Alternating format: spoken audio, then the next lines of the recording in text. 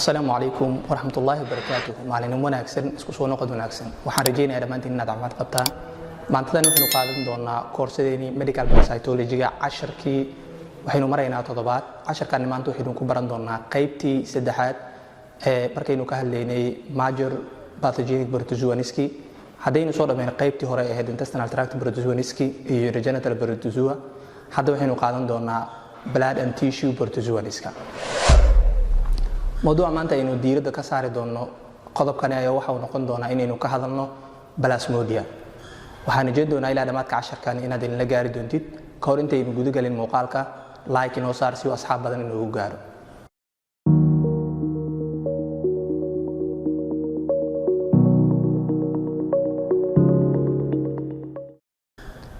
wareen waxa muhiim ah inaynu ka hadalno overview anigoo ku sameynayno ama introduction ku sameynayno waxa ay tahay plasmodium. Plasmodium markaynu ka hadlayno waa mid ka mid ah protozooniska ama type of protozoa weeye marka laga hadlayo noocaasoo marka laga hadlayo inta badan ba ka kooban hal unug oo ah single celled organism weeyaan. waxa uu awood u leeyahay in uu saameeyo unugyada uu leeyahay hostiga ama aadmigaba isagoo ku sameyn doona marka inuu isku qaybiyo unugaasi dhexdiisa.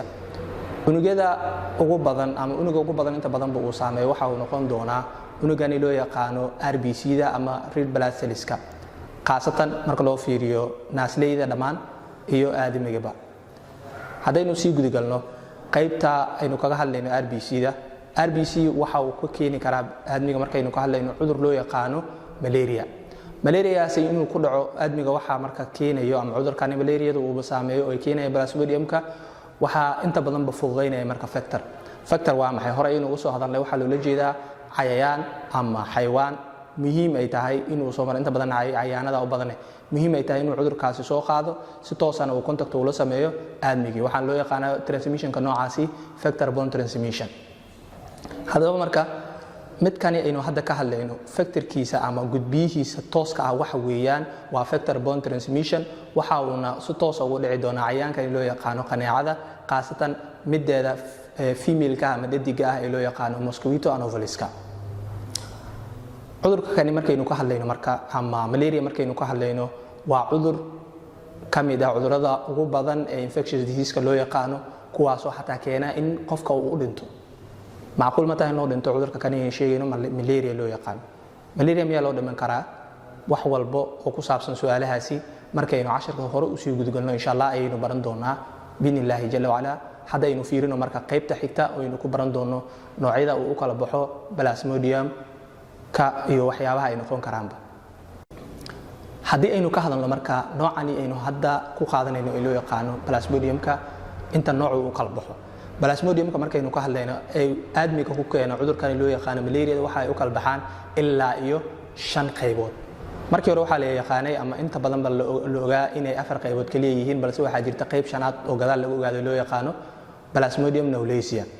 qaybtaasi marka laga tago qaybii hore haddaynu siiyana sii tixraacno waxa kamid ah mid hadda aynu sheegnay plasmodium knowlesia, plasmodium falciparum, plasmodium malari, plasmodium vivacis iyo plasmodium ovale. shantaasi qaybood waxa ay noqon doonaan shanta qaybood ee u qaybsama doona ama la soo yiraahdaba species ama types of plasmodium. waa ay kala daran yihiin marka siday ku kala daran yihiin markaynu fiirino kala darnaantooda waxa weeye marka laga hadlayo plasmodium-ka ama midka ugu badan ee keena cudurkan loo yaqaano malaria waxa weeye plasmodium vivacis. halka midka ugu daran ama safiirka ah ee calaamadihiisana hataa qofka ay ku keeni karto inuu u dhinto waxa loo yaqaanaa isagana BF-ka midka aynu yiraahno ama plasmodium falciparum. waxaan filayaa intaasi aynu ku sharaxnay qaybaha uu kala baxo plasmodium-ka inaad si fiican u fahantay. haddana waxaynu u sii gudbi doonaa qaybta ah life cycle-ka ama wareegtada nololeed oo uu lahaan karo midkani protozoahani blood and tissue protozooniska ka tirsan ee loo yaqaano plasmodium. haddaynu u sii guda galno marka qaybta life cycle-ka ama wareegtada nololeed oo yeelan karo inagoo ku sharxi doono waliba si pure ah oo qof walba uu fahmi karo oo yeelan karo plasmodium-ka waxay noqon doontaa in aynu laba xaalad u qaybino. labada xaalad maxay yihiin?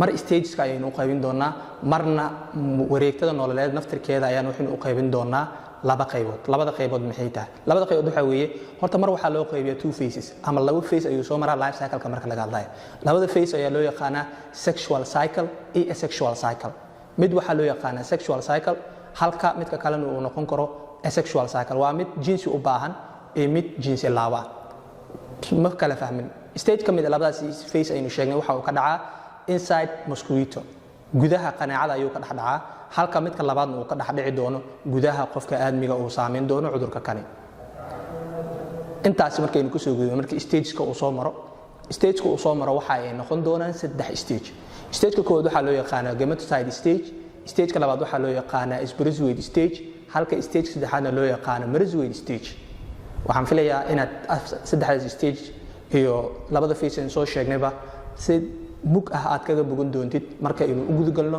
qaybtani diaphragmka aynu ku sharxi doono sawirka yar ee jaantusta muujin doono waxyaabaha aynu hadda ka hadlayno iyo wax ka badan intaynu hadda soo sheegnayba waxaan ka codsanayaa inaad inala soo daawatid kadib aynu isku soo laaban doonaa insha Allah